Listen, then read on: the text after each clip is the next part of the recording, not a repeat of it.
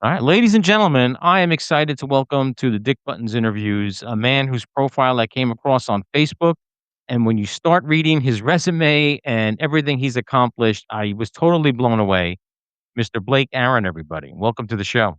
Oh, thanks for having me, Dick. Appreciate it. N- Now, before we get into the vast number of Billboard number ones you've had, the people that you've worked with, everything that you've accomplished, I want to take it back to the beginning. Can you tell me when did you get the bug for music? Oh, I think ever since I was a little kid, I mean, my dad and my brother played a little bit. Dad just when we were, toddlers would sing us to sleep with his acoustic guitar. But so I learned a few chords from them, but I didn't really take it serious until I was about 14. I just always kind of played a little bit. When I was in junior high school, I actually played flute, believe it or not. Wow. And then all of a sudden, I started listening to all different kinds of music, jazz, rock. Yeah, I just remember being blown away the first time I listened to Zeppelin or Metheny or George Benson or Wes Montgomery, and it just really hooked me in. So, even as at an early age, like 14, 15, it wasn't straight up, "I wanna have a rock band." You were listening to a diverse type of music from the get-go. Pretty quickly, yeah. I mean, definitely when I was 14, I was probably more of a rocker, and I still love playing rock, to this day, but yeah, pretty soon, even, fortunately, I was around a lot of people, including my family and friends that were into some of this stuff, and I kinda went, backwards in time because I started with some of the rock guys, and then I listened to kinda the fusion guys like Jeff Beck, uh, Right. who's, mostly rock, but kinda jazz, and then Larry Carlton, and then, Lee Ritenour and Pat Metheny, and then, people were saying, "Well, hey, if you like these guys, you should really look at the roots of who started it all," which is like Wes Montgomery and John Right. Coltrane and Charlie Parker and, those guys, and Miles Davis, of course, and, that kinda then I was kinda hooked after that, in pretty much all And types of music. what was the name of your first band? Do you remember? Oh, wow, that's a great question. I do not remember. Oh, wow, alright. I stumped you real early. Yeah, it was I don't probably, yeah, when I was 15 years old. I'll have to think. It might have been Azimuth, if I remember correctly. I think it was called okay. Azimuth. It's like we Now, thought we in were really cool. early on, was it for the music or, like, listen, I'm 60, I don't know how old you are, and I'm not gonna pry, but, I mean, in high school, I had a band with my friends too, and it was really all about chicks, but, and it never went anywhere. Was the focus music for you that early on? Definitely, that was a big part of it, but I'm not gonna lie, definitely, girls, was a big motivating factor for sure. At what point did you think so 14, 15, 16, you're playing, at what point did you say to yourself, "Okay, I think this is something I would like to do for a living, and I'm this good, I think I can achieve that." It was, a bit of a slow process, I think. My parents always thought because I was always really good in math and science, and my dad was, this great engineer and worked for the government and did all this stuff, that I was gonna follow in his footsteps, and, so when they had me in all these advanced classes and stuff, and I still remember going to my mom, I think I was 14 and probably in that first band going, Mom, I think I wanna be a rock star," and, and she said, "No, you're not." But I eventually, by the time that was like when I was 14 or 15, by the time Right. I was 18, I kinda won them over, and they said, "Well, if you school yourself, if you go to school for music, we'll consider it, and let's take it step by step." And then once I was in college and they saw, "Well, maybe this guy can play a little bit. Maybe he's alright." I think I, finally got their support. I think that's important that they were supportive of you because, you listen to a lot of stories of rock stars and stuff. Some parents just were so dead set against it, and some that drove other artists to succeed. But to have a parent's backing at that early age, even college, I think is amazing. Yeah, no, that's 100% right. I mean, you're right, it can go both ways. I have kids and they're both, musicians. One is 13 and one is gonna be a freshman in college. Matter of fact, she's gonna go to the college. I'm also, teaching at Cal Baptist University, and that's where she's going, and she's gonna be in 3 of my classes, uh, Uh-oh. in the fall. I always wanted to reach that balance between really making sure I expose them without pushing them too hard. You push them too hard that they can just say, "Forget it, don't wanna do this." But, if you don't push them hard enough, they think, "Well, Right. maybe it's just a hobby. Maybe I'm not good enough. Maybe," and so we just said, "Look," I remember sitting down with my kids going, "Look, you don't have to be a musician just because 'cause I'm a musician, but let's go through it, would you wanna be, a lawyer, a doctor, a fireman?" Right. Just went through the whole list, and it pretty much was like, "No, I think I wanna do something in the arts." It's like, "Okay, well, let's look at all the different stuff in the arts and then narrow it down." That's pretty cool that your kids wanted to do what you did, because I remember Ryan Reynolds saying something, that his kid wanted to be Iron Man for Halloween and not Deadpool. Oh, So, it's always what your parents do is not cool and what other parents do is cooler. So I think right. you're lucky in that respect. Yeah, no, it's been great, and they're really good. It's funny because, my well, she's 18 now, she's kinda where I was, not really into jazz, but she's really into classic rock. She was totally into, pop and um, Taylor Swift and all that, and then she's in her rock phase. She knows more about classic rock than I do, and she plays really well. And she wants to get out there and to be a guitarist. She actually started on piano, and my son is just totally into classical. He doesn't really listen. Really? Yeah, doesn't really listen to that much pop or rock, and he's only 13, and he's playing like Liszt and Debussy and all kinds of stuff. Wow. Yeah. That's pretty neat. When did you realize that you were good? Like, there had to have been a turning point when you said to yourself, "Wow, I'm pretty decent at this." Um, that's a good question. I think probably when I was 18, I was part of this band and I was the rhythm guitar player. And there was this guy that everyone looked up to. I was 18, I think he was like 24, 25. So, of course, he was just like, "Whoa, no, I just want to be like this guy." And I got to play lead on one song. As a matter of fact, it was a Jeff Beck song called "'Cause We've Ended as Lovers." And the audience, I got the biggest reaction, way more than he did from the audience. I don't think he liked that, um, because I got to play lead on that one song, and I thought, "Well, maybe I don't always have to be the rhythm guitar player." Ah, the limelight gets everybody eventually. Yeah, it does. It So does. who were your early influences then? You said you said Zeppelin and Beck and everything, but when you got into the jazz and okay, I'm gonna backtrack. When did that turn happen when it was specifically jazz for you? Well, in high school, the only thing that you could do in high school to be part of music and be a guitar player was be in the jazz band. So that was probably Oh, one of okay. my first exposures to it. And then that same guy that I was talking about that was in that band where he was the lead guitar player, I was a rhythm guitar player, was playing in a college band, like in the JC. And I said, "Well, can I play in one of those bands?" They had 3 bands actually, and I was still a junior in high school. And I went up and I auditioned because I didn't know why not. And I got in. I got into the number 2 band, and so that really exposed me a lot because that was nothing but jazz, big band, a whole thing. And like I said, I started listening to Jeff Beck and Larry Carl, Lee Ritenour, and then it was that really opened my world because the complexity of that Right. music is really what got me. I mean, my rule is I listen to anything that's good, so I Sure. really don't have and I grew up an Elvis fan because of my mom, and I grew up a Kiss fan when I was a kid, so but then again, I listen to anything, and I was listening to some of your stuff on the way into work today and on the way home. It's really relaxing, it's very good, it's a lot of it's complex, at least a novice from jazz guitar, but I enjoyed the complexity of your stuff. Oh, thanks. I appreciate that. Do you think of it as complex, or am I off base? No, some of it. Yeah. I mean, there's some stuff that I'm really, of course, we definitely write some stuff for radio. I'm proud of all of my stuff, but there's some stuff designed a little bit more for commercial, some of it's designed a little bit more for art. We call those deep cuts.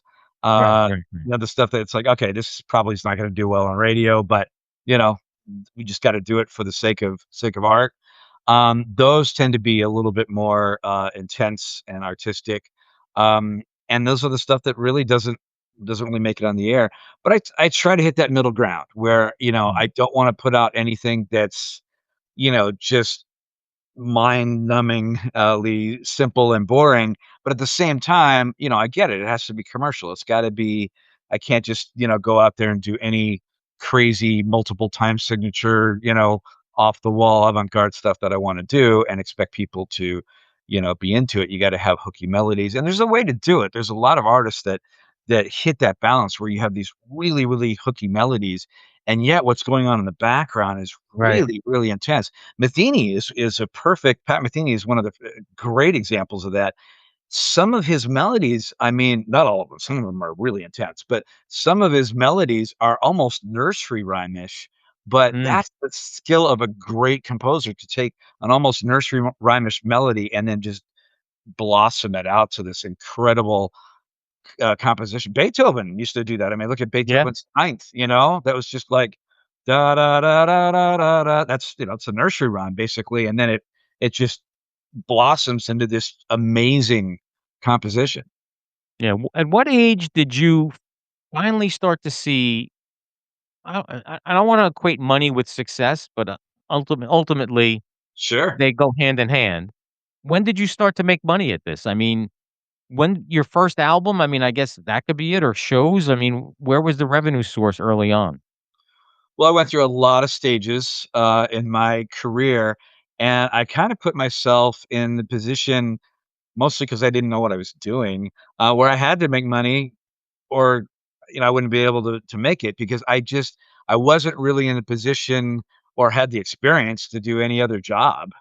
So, Right. I mean, I tried to do, like, little things on the side right after I got out of college, but it just didn't work. Maybe I tried something, 1 or 2 days a week just for a little bit of extra money, but for the most part, I never had, what they would call a 9 to 5 or something like that. I always put it so that I had to make money or I wasn't gonna live.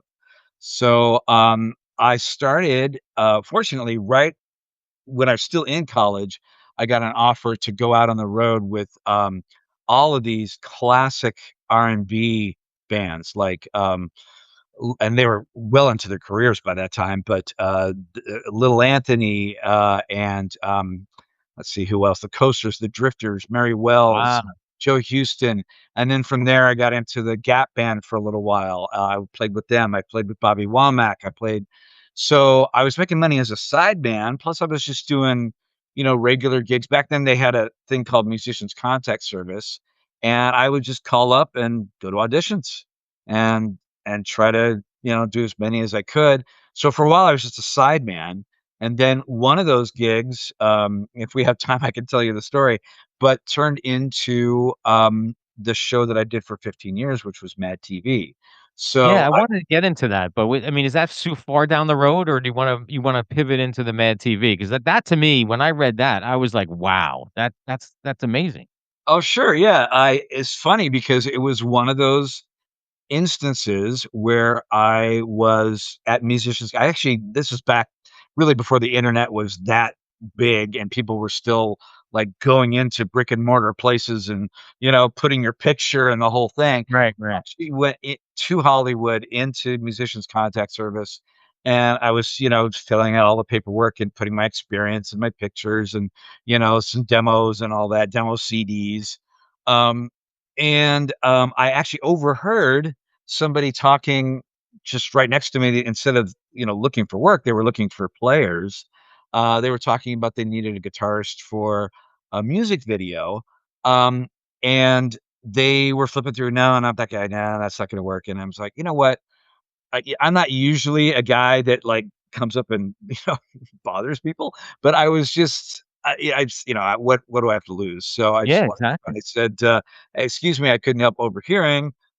You're looking for somebody, and I'm just putting my stuff in now. Oh, well, what's your name? And, here's what I've done, and by the way, here's my picture.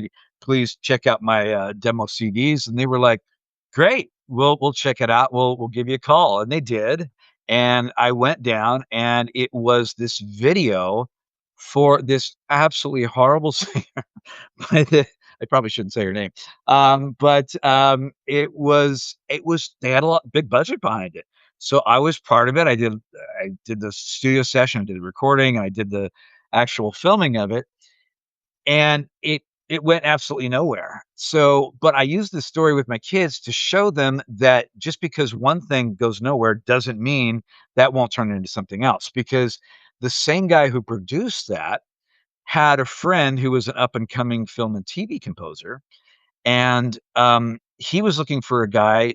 He was a keyboard player, and he was looking for a guitarist to co-write with him for a cop show that was coming out. So he called me up and said, "I want you to meet with this guy." And so I did. And he was a young guy, my age at the time. And he said, "Well, there's no money in it. Let's just put something together and see what happens." And we did, and we didn't get it. So again, it was another dead end. But then later, he got a show called, and back then he wasn't that big, called The Ben Stiller Show. He Oh, also I got a remember show that. called, yeah, called Sunday Night Comics, and he said, "Do you wanna come down and do some playing, do some, TV recording?" And that was perfect timing because I was thinking, I was kinda getting a little fed up with the whole sideman thing, and the next thing I thought of was, I wanna be a studio musician. I wanna be a TV and film guy. I wanna write for TV and film, and that turned into, yeah, Sunday Night Comics turned into Ben Stiller, and then those producers did Mad TV. And so we started doing Mad TV, and I started doing all the cues, Spy versus Spy, all the parodies and all that. Those were all me, and then towards the end, we got an opportunity to write the theme song. So Wow. we got the theme song for the last, couple years before, it was canceled, and that led to a whole bunch of other stuff in TV and film where I did, composing and all that. And then, that was I was kind of up in LA in that time, and then I got kinda a little bit, just kind of burnt out on that whole thing with the rock thing and the top 40 thing and doing TV and film. And I decided I wanted to move down to Orange County because I'm always kind of a beach guy and I love it down here. And I just decided I wanted to kind of reinvent myself and go back to my roots, which was jazz, and start putting out records. And then I was teaching at the time.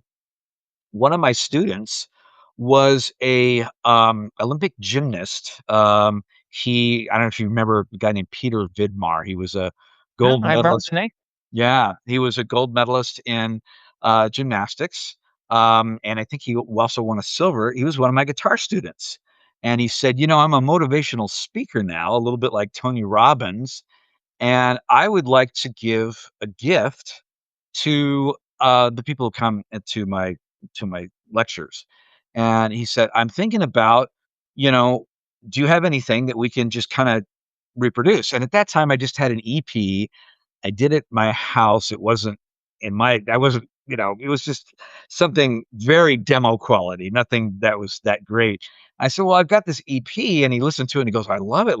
How much would it take to mass produce it?" And I said, "Well, there's only 6 songs on here. I really think I could do better." And so the more we talked about it, he said, "Well, why don't we just do a whole new CD?" And I said, "Okay, let's look at that." And he said, "Well, if we're gonna do that, I like to do everything legally, so let's open up a record company." That became Intervision Records. Now we have 25 artists on the label. Um, Wow. and we released my first CD, called With Every Touch. And that was, we got a couple of, bites right away. I did a cover of a Stevie Wonder song and a song with, David Benoit, and we started getting a fair amount of, airplay. It was still kind of a long struggle, but now I'm on my, 7th or 8th CD, and we're fortunately doing pretty well with some of the, I mean, it is pretty amazing when if you just stop, and I don't have to tell you, you lived it, but I mean, if you stop and think about it, you went from the side guy to the session guy to now, I mean, how many Billboard number 1? I mean, what was the time frame?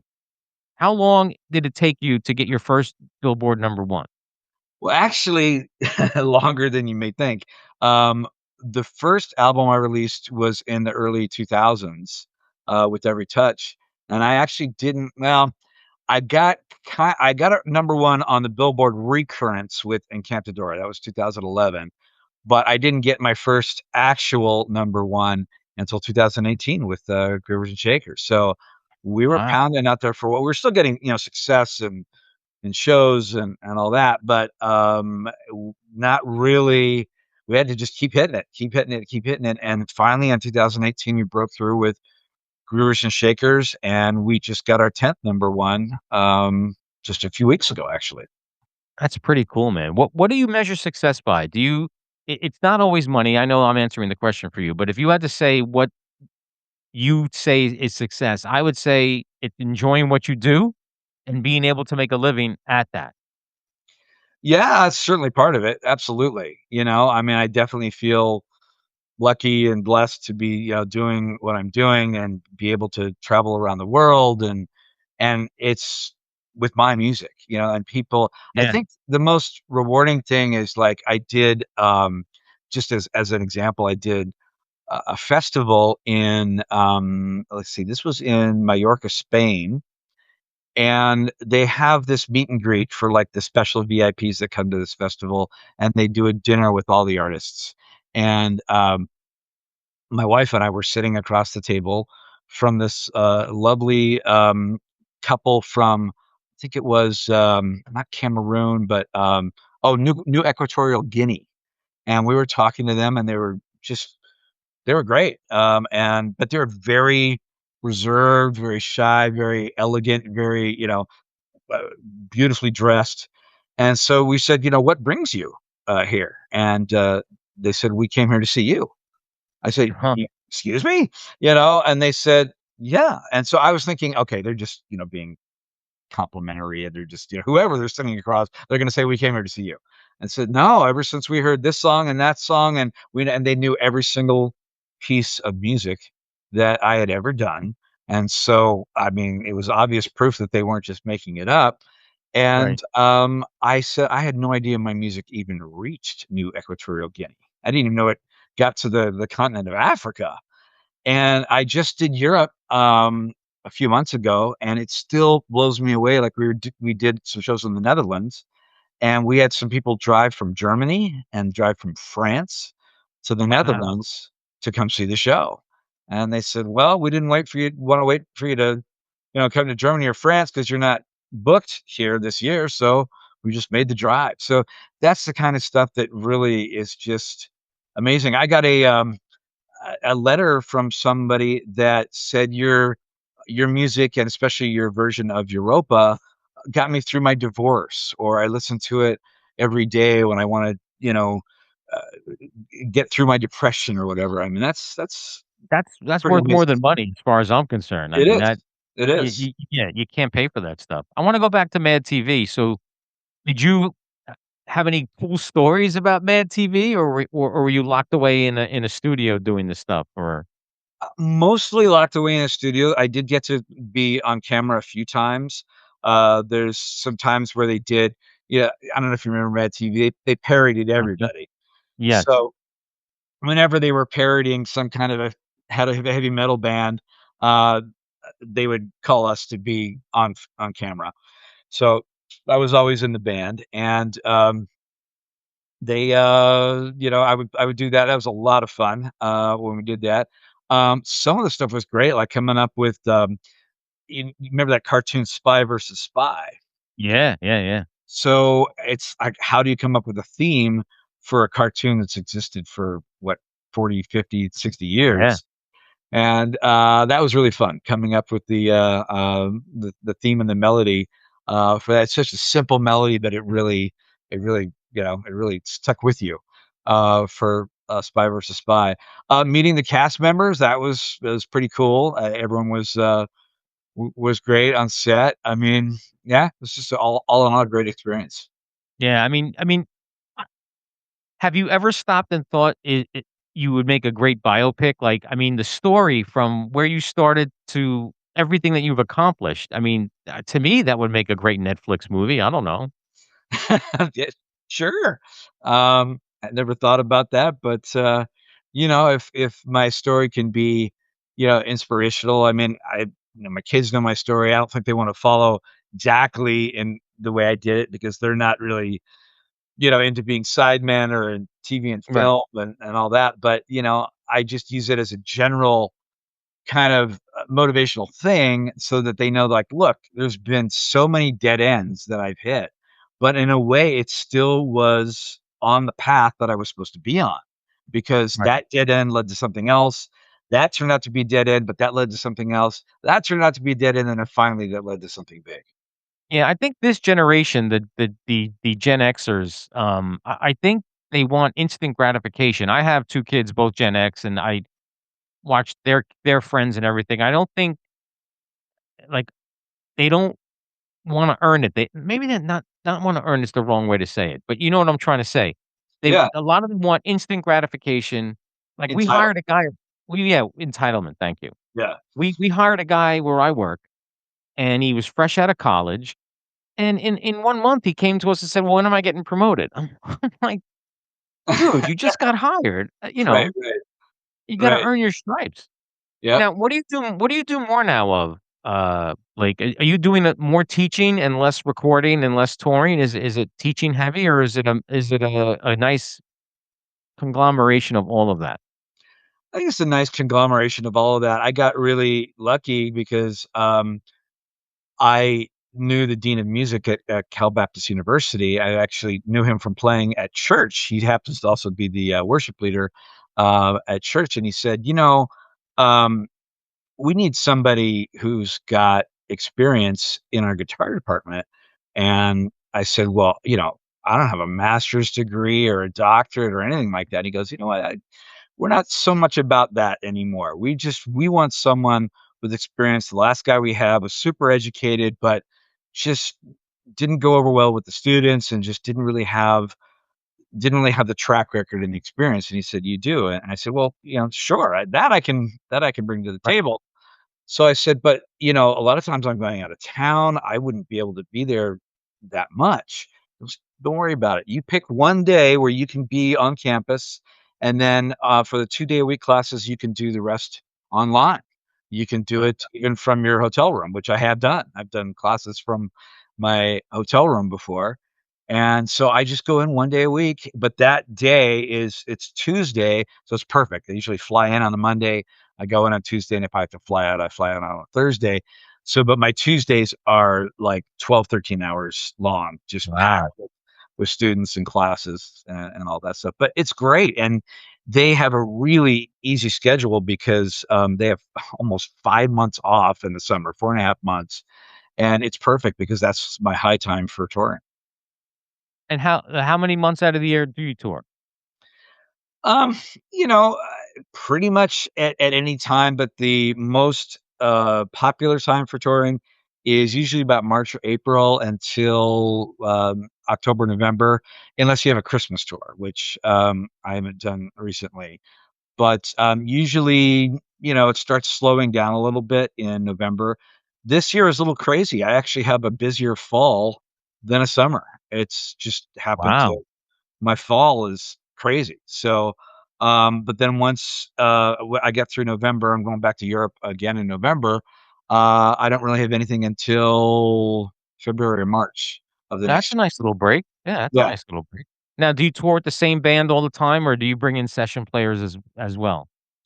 I wish I could tour with the same band, all the time, but, with today's budgets and stuff, it's really using the local bands in every area has become the thing, especially for solo artists. Even some of the pop and R&B artists are starting, Right. to do that just because there's just not enough money to fly everybody and put them up in hotels and all that. So, but the cool thing is now I've gotten to know, these backup bands in all these areas really well. So I have an LA band, I've got a Texas Okay. band, Florida band, an Atlanta band, a Europe band, and Okay. Now, yeah. how initially, how hard is that though to I'll use the word vibe. Like, you're going to do a show and you're meeting all these people for the first time. Doesn't there have to be sort of a cohesive gelling between you guys to make it all work or no? Yeah, I mean, that's the way it's supposed to be, and definitely have I had some, I've had some nightmare stories, with, it not being that way or someone, not doing their homework because you're right, sometimes I'm meeting these guys the day of the gig. You're supposed to get maybe an hour and a half, to rehearse, but if somebody's late, if, there's Right. having a problem with the gear, the sound check, all of a sudden, "Hey, we're opening doors in 20 minutes," Oh and boy. you haven't really gone through much of your set. You're just hoping that these guys have done their homework because I send them the music and the Yeah. charts and everything in advance, and they don't always do that. So, when that's the case, then yeah, things can fall apart. But fortunately, I've got some backups. All of us artists have little tricks that we can do if we notice, hey, this bass player's not cutting it. We've got something on a track. We can just like put the bass up on the track, and then pull him down, in the mix or something. But there's stuff that sometimes you have to do, Yeah, otherwise it's yeah. gonna fall apart. What are your thoughts on, the music business today?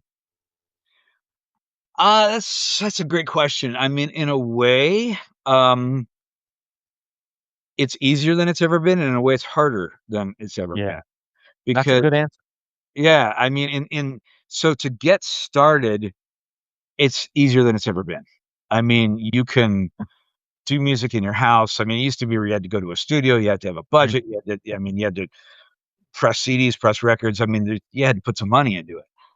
Now you can make pretty darn good recordings for hardly anything.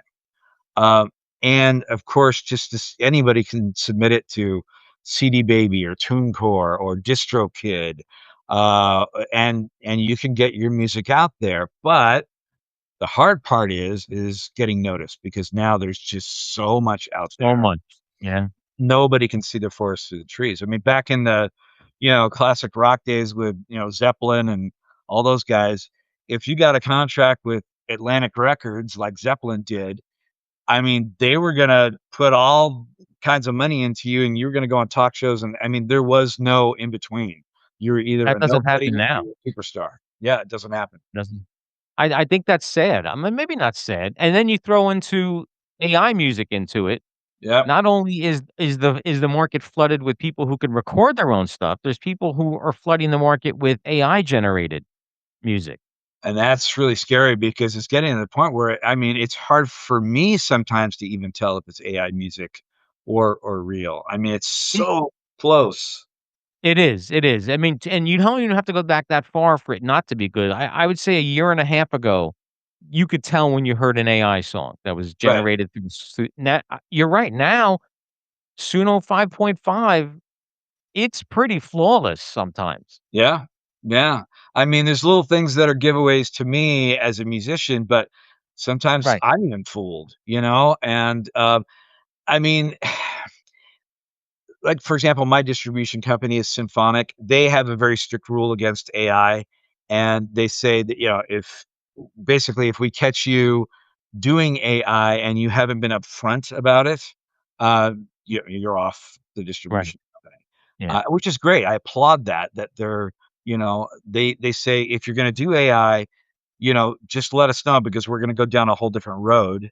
And there is a place for AI. I mean, I guess in the streaming world, is actually a place for AI music, but we don't want you guys passing off AI music as your music. Yeah, Your that's not music right, has to yeah. be your music. Um, and I get the whole thing about AI saving a lot of time. Like, if you're, let's say you're writing a song, you've got the whole thing written, and you need to make just some demo tracks to send to the other musicians. And, you gotta spend a whole bunch of time making a track that's gonna be replaced anyway Right. by like a drummer. You're programming all this stuff.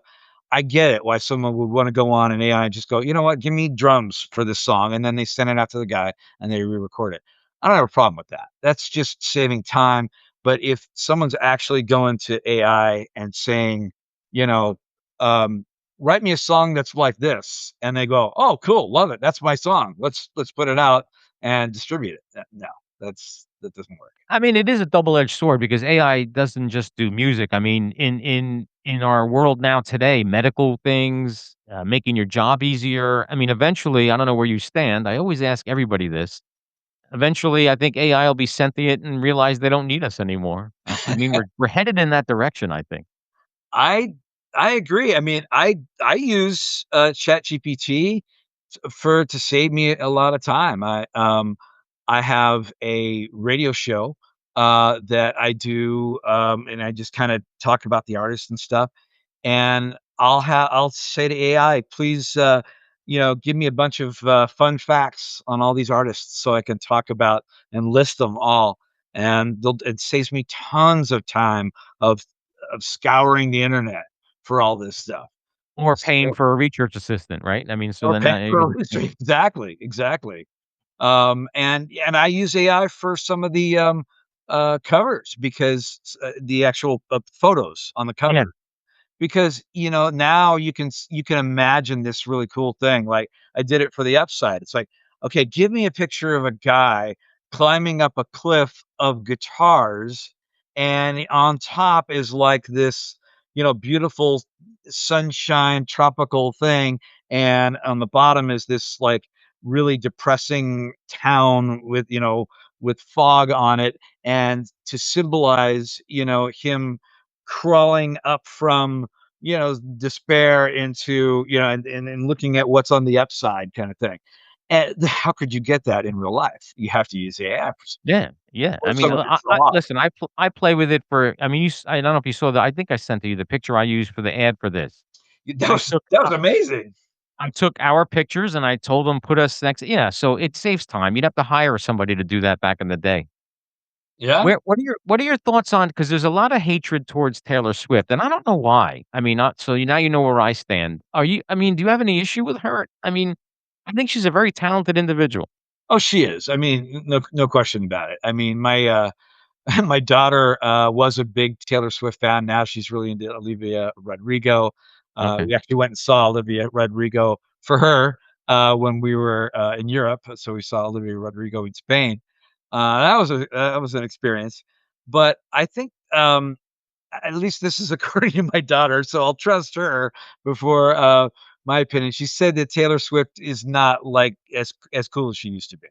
Like, when Oh. she was more hungry, a few years back, at least according to my daughter, she was there was an authenticity, I guess, about her music that was reaching people, and now it just seems a little this is and again, according to her, now it just seems a little bit, regurgitated, a little bit formulaic.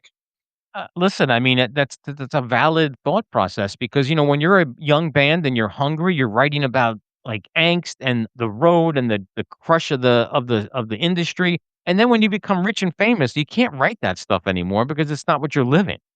Right. Yeah. So, what are you gonna write about taking a limo to the restaurant? And that's not gonna resonate with the regular people, so I think there's some, validation in that statement. Well, and, there's no question that we write some of our best music during times in our lives when we're in pain. Yeah, And, I'm totally guessing. I have no idea if this is what's happening with her, but, she had a lot of breakups and relationships and tumultuous things, and she was writing great music out of that. right. Well, now she just got married and she's in a very happy and stable place, and so maybe it's harder to pull that kind of stuff out because, I mean, as artists, almost I hate to say it, we kinda need a little bit of pain to draw from to put some of our best music out there. It happened to Yeah. me, I wrote some of my, best music. I was married for a short time, before my wife now, and after my divorce, was a painful time, but I wrote some of my best music right after the divorce. It's funny how life works that way, right? I mean, yeah, I just think pain and I always like to bring up comedians. If you dive into so many of the successful comedians that we've learned over the years were depressed individuals. Robin Williams. Robin Williams. So Yeah, here, whenever you saw Robin Williams on camera, you're not going to say to yourself, "Wow, that guy's depressed," right? yeah, So that's funny about the human condition where pain equals creativity or all of that stuff. I think it's interesting. yeah, yeah, I mean, it's funny that what do they call it? necessity is the mother of invention or whatever, so I Invented, yeah, yeah, yeah, I think if we have to get something out of us, or we not really die, but die emotionally or die, whatever, on some kinda level, it's almost like a survival thing, like, yeah, we I wonder if that has something to do with it because, they say that, mothers can lift up an entire car to save their kids, and, there's no way they'd be able to do that in regular life. I wonder because it's a survival instinct. We're programmed with adrenaline and all this stuff for us. yeah, I wonder if there's some kind of a emotional survival instinct where for artists, it's like, I've gotta come up with something, really good, really groundbreaking, or emotionally, I'm gonna die or go backwards, or emotionally, I won't survive.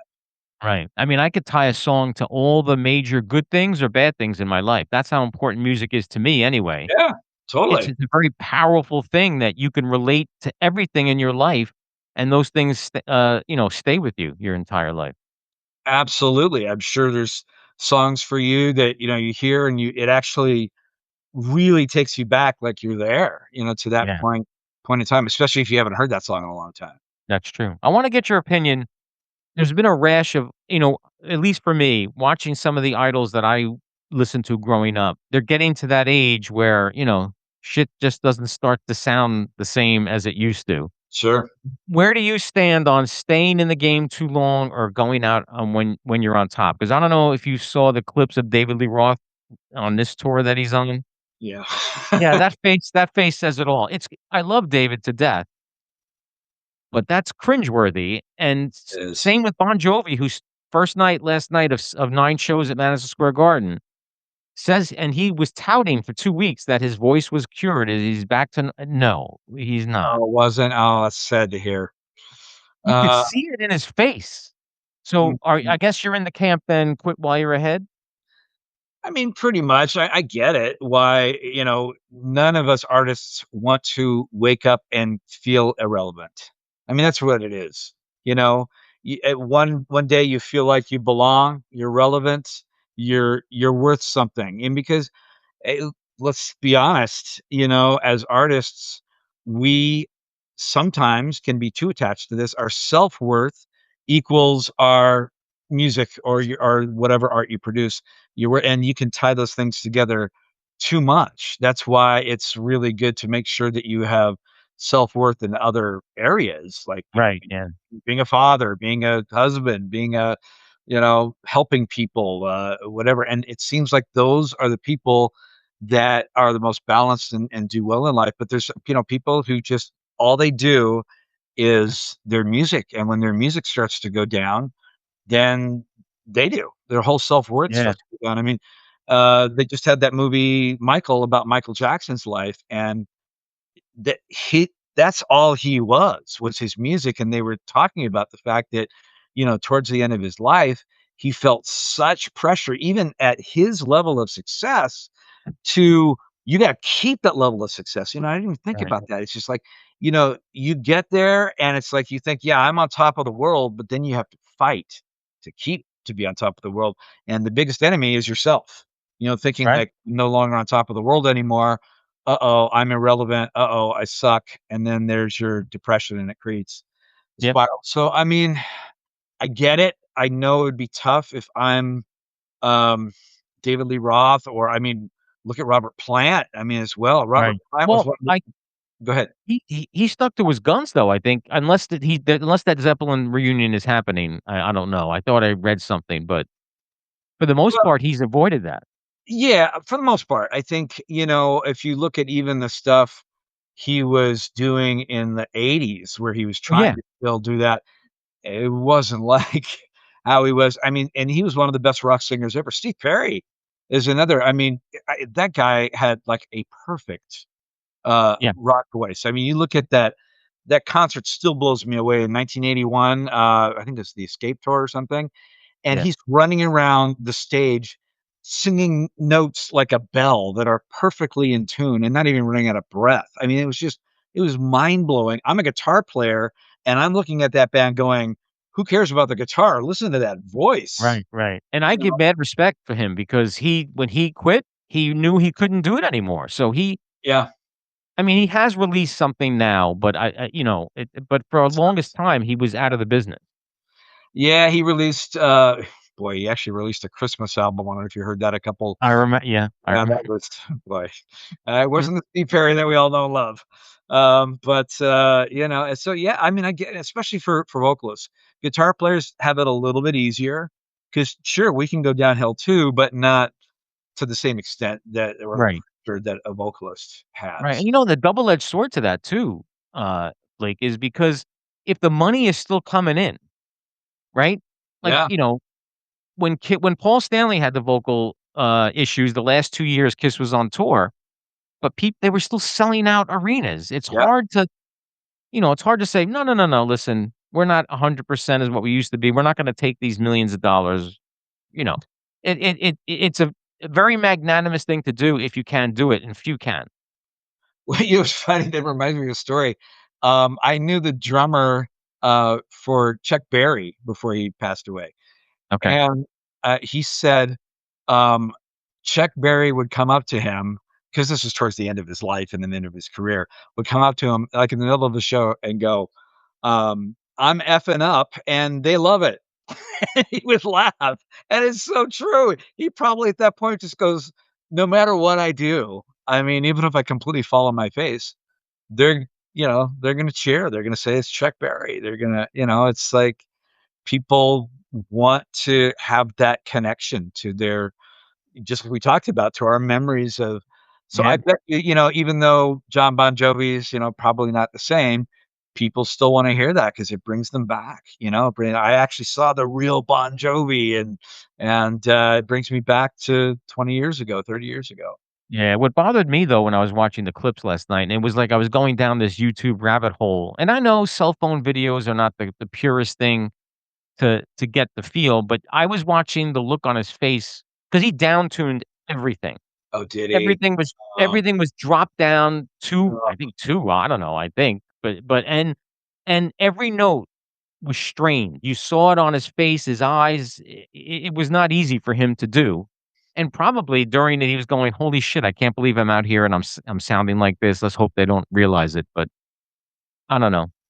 well, What's yeah, I'm better? sure a lot of people did, and, it's sad. I get it. I get it why he wants to where he doesn't wanna give up. I'm kind of a guy that doesn't wanna give up either, but yeah, at some point, I would just have to go, let me pick a time where I can, go out with a bang, go out on top, and, it's pressure for sure. The more success you have, the more you have to put into it to keep that up. Right. Gene Simmons once said, someone said to him, "You already have millions. Why are you still performing?" And Gene always said, "Well, when you get that first million, now you want the second million. When you Right, get that second million, you want that third million." It's never a stopping point, and honestly, what person's gonna go, "You know what? I'm done. I don't need any more money." right. I don't think that happens. Now, do you still write? Are you still creating new stuff? Oh, all the time. I just, submitted a new single, for radio that's gonna come out on July 24th, and, you know, um, eh I purposely give myself deadlines, and I tell my radio promoter, "Let's set July 24th." I told him that in January, and he said, "Do you have a song yet?" And I said, "Nope, but I'll have one by then." And, so I just made it that I had to have one, and, I I think it's a good one, we'll see. It's coming out, in 2 weeks. So, Alright, cool. What's your yeah. creative process like? When you let's say we'll use this song as an example. Do you have an idea in your head? Do you have a chord progression that you've been toying with? How does it get from the thought process to a song? It can be any of those things. I mean, usually, I write melody first, but not always. Sometimes I'll have a chord progression and think of a melody, or sometimes I'll write a chorus, and maybe even a bridge, but for the life of me, I can't think of a verse, or a verse and Right. a chorus, and I can't think of a bridge, or sometimes the whole thing comes to me in 5 or 10 minutes. Um, Wow. it really varies. Usually, um I would say 65% of the time, I'm, like, in the shower or in the car or something like that, and I'll think of a chorus melody, and then I'll just pull up my phone and just say, "Hey Siri, make a voice recording." So if you look at my voice memos on my phone, I've got hundreds, just little blips of me singing stuff that I've never done anything with. Hey, you should release that. You should call it the iPhone album. Just all the stuff that you never did anything with. Right. The embarrassment album. Hey, you know what? I bet you listen, I you may be embarrassed by it, but I'm sure someone would find something endearing about it. Um, I maybe. mean, music's subjective. Art is subjective, right? Yeah, maybe my mom would like it. Nah, your mom has to like everything, though. Right, right.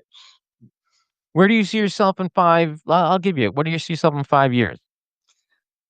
5 years, good point. Let's see. Well, hopefully, I've been trying to break into Europe more and more. I have, a radio show now that goes out there. I just did it actually, it's every week.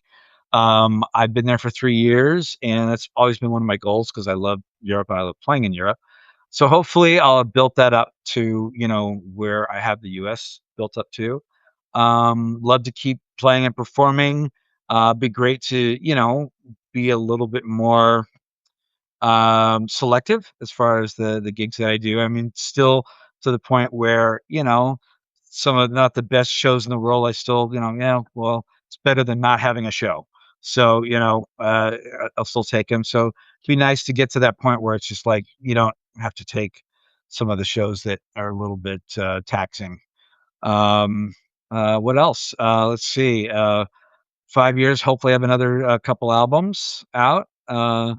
Doing well. I'll probably still be teaching, I would think, in 5 years. Let's see, both my kids, will my daughter will be out of college, and my son will be just starting college at that time. So, and hopefully get a little bit more, time to just chill with the family because Mm. that's, important to have time with the family. How about the Aaron family band tour? There you go. There you go. Yeah. I don't know if I Do you could get think they'd ever play with you? um I have a little bit with my daughter. My son's a classical musician, so, you It'd know be hard, right? yeah, that'd be a little bit difficult to just jam on Liszt.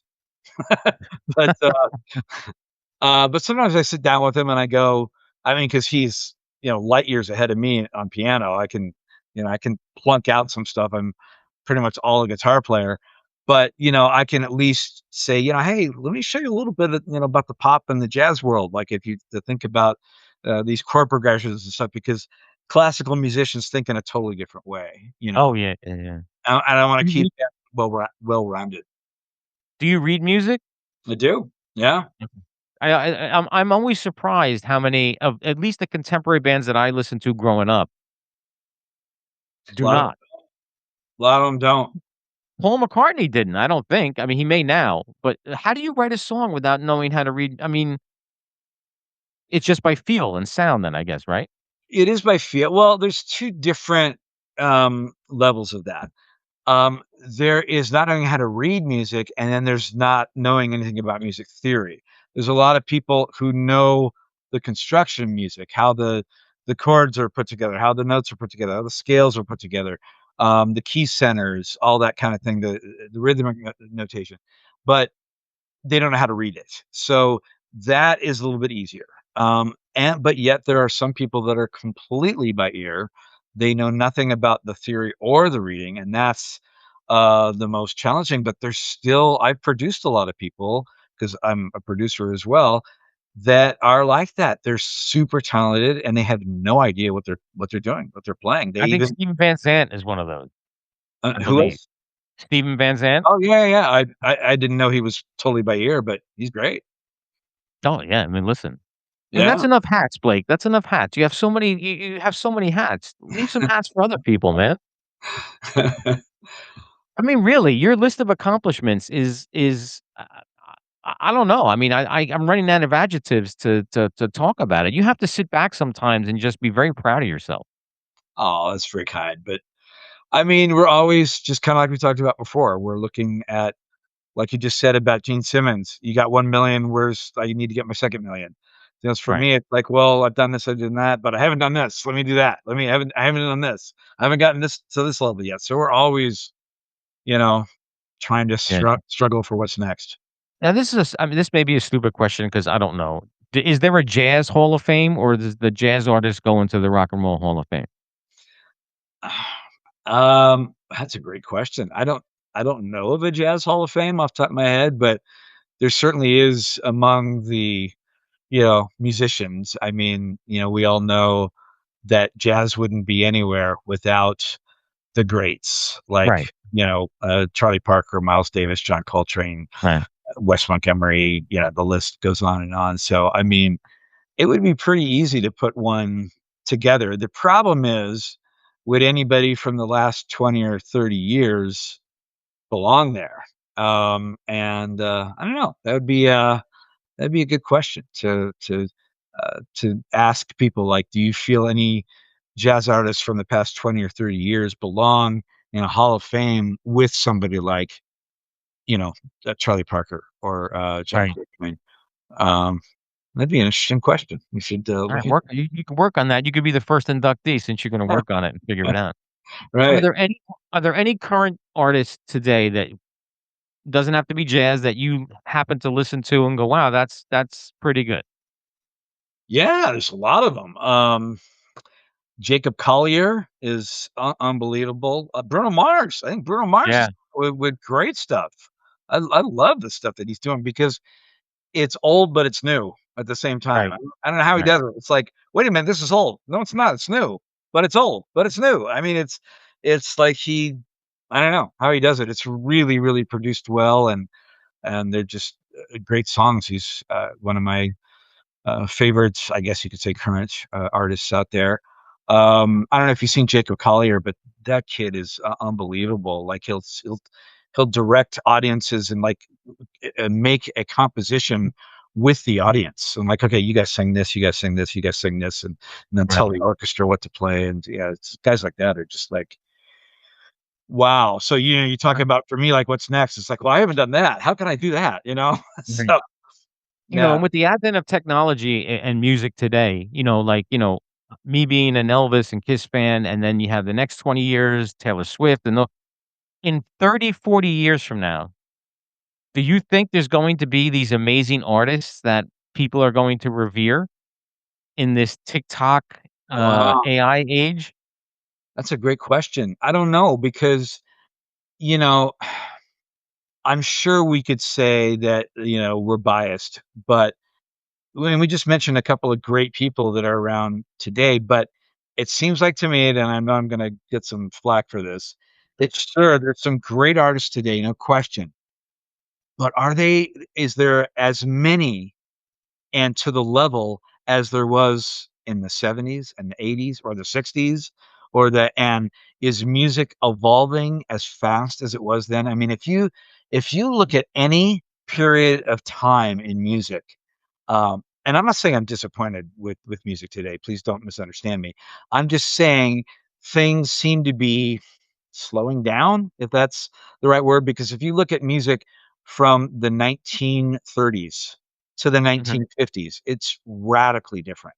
The music from the 1950s to the 1970s, radically different. Music from the 1970s to the 1990s, radically different. Yeah. Music from the 2000s to now, not that Mm, different. mm, Not that different. I mean, it is, but and we still have great artists out there, but do we have as many as, like, I mean, I just remember in the '70s, they were everywhere. These just amazing artists in every genre, in jazz, in rock, in right. pop. They just were all over the place, and they kept coming, and they kept evolving, and music kept changing, and there was always something new. And now, like I said, we still have some great artists, but I don't know, is it to the level it was back then? I mean, we did say everything's subjective and it's all about eye of the beholder, but I'm with you. I'm on the same, mindset as you with that. I don't think there's going to be another Elvis. I don't know where you stand on Elvis as far as being. Elvis is great, yeah. Yeah, I don't think there'll be another, Led Zeppelin, or I don't know. I don't think that For some reason, whatever reasons we just discussed, I don't think that'll happen in any time in the future, but Well, and you know what? I do get this a lot because, for example, in the world of guitar, there's some unbelievable guitar players now, especially in the rock world, that are coming out. And people will say, like, "Well, what's the big deal about Jimi Hendrix?" There's so many guitar players now today that would blow him out of the water. But the thing, I'll say, yeah, but they weren't doing that in right. 1966. In Mhm. 1966, I mean, he was blowing people's minds because no one had even thought those things. Sure, there's people now that can do that all day long and then some, and, Right. and probably much better even. But in 1966, that's the key, that he was an innovator, that no one was doing that in 1966 except for him. Now what do you think would have happened had he not overdosed or choked? I forgot how he Mm. passed away. Yeah, he choked on his vomit.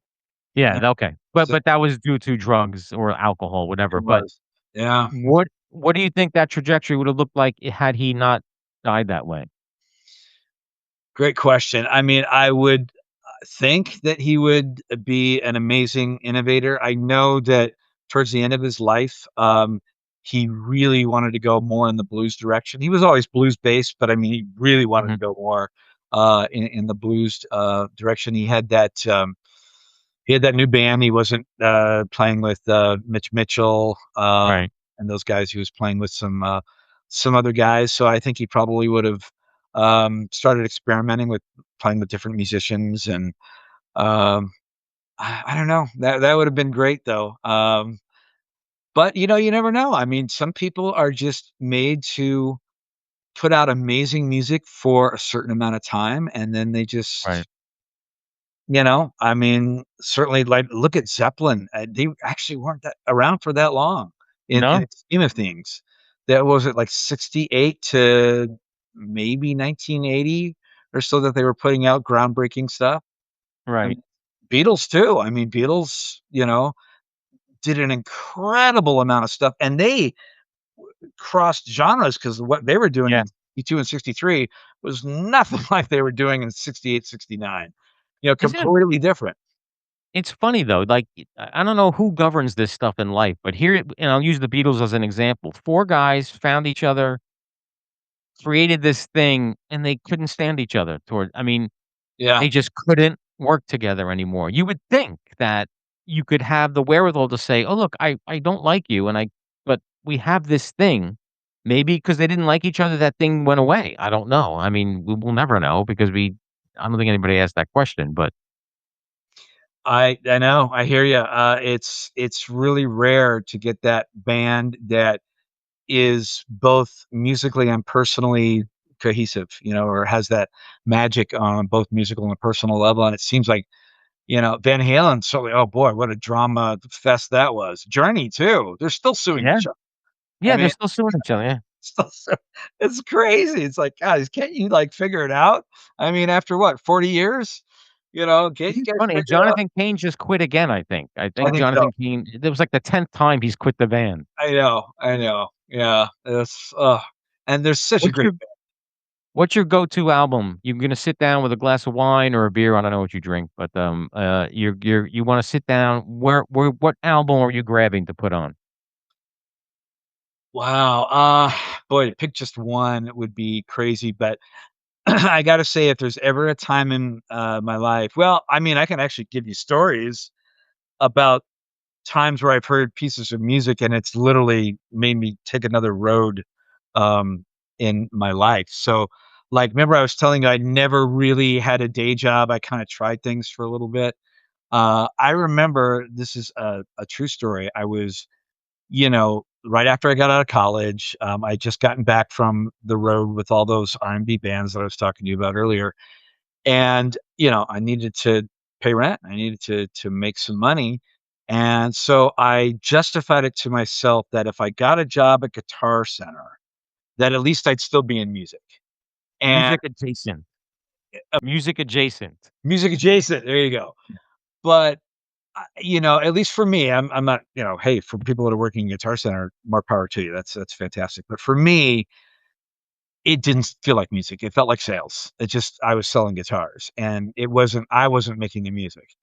And yeah, it didn't take it was about 2 months where I already started to feel like, "Oh, man, is this what I'm gonna have to do?" Because, I mean, it was all about, making the sales amount, getting a bonus, doing all this stuff, and it was very little to me, it was very little about actual music. And I remember, I worked in the guitar department, and there was someone working in the pro sound department, and to demonstrate the PAs, they would put on music. Usually, it was rock music, but this guy put on a Pat Metheny record, and to demonstrate a PA. And I remember I was walking the floor, I heard this song, and I mean, I had heard it before, but it was beautiful through this PA. I just stopped what I was doing on the floor, and I just said, "I don't belong here. I'm Mhm. not supposed to be here." And I literally went that day and I quit. I just said, "Somehow I gotta do it. It's gotta be I can't just keep telling myself, like you said, music adjacent is music." I mean, for me, again, I'm not putting down people working at Guitar Center. If that works for you, fantastic. But for me, it was sales, it wasn't music. So, See, that's the second act of your biopic, Blake, right there. That's that moment at Guitar Center that made you this is not for me, I have to be a musician." So, yeah. that's not who would play you in the movie, Blake? Um, I don't know, somebody cool and good looking. Oh, of Um, course. That goes without saying, of course. um, good question. I don't know. I'll have to do a few more things, to make sure that, that movie, can be just as interesting as possible. Yeah, I wanna thank you for sitting down with me, Blake. It's been an honor, really, and I have a whole shit ton of music to listen to. I'm gonna have fun, and, I'd like to have you back on, Sure. later on at some point, 'cause I'm sure there's stories we missed. Is there anything that you got going on you wanna tell people? Let's see. I'm going to be in Cleveland on July 31st. I'm going to be at the Gulf Coast Jazz Festival on September 19th. I'm going back out to Europe in November. Going to be in Italy, Greece, Montenegro, and Croatia. Uh, Damn. yeah. So, and I got a new single coming out on July 24th, which is very um, soon. And I think that it's a fun one. I'll let you guys, be surprised and check it out. That's right. I don't know. I wanna thank you again, Blake, for coming on. It really meant a lot to me, and, we will see you next time. Thank you so much, Dick.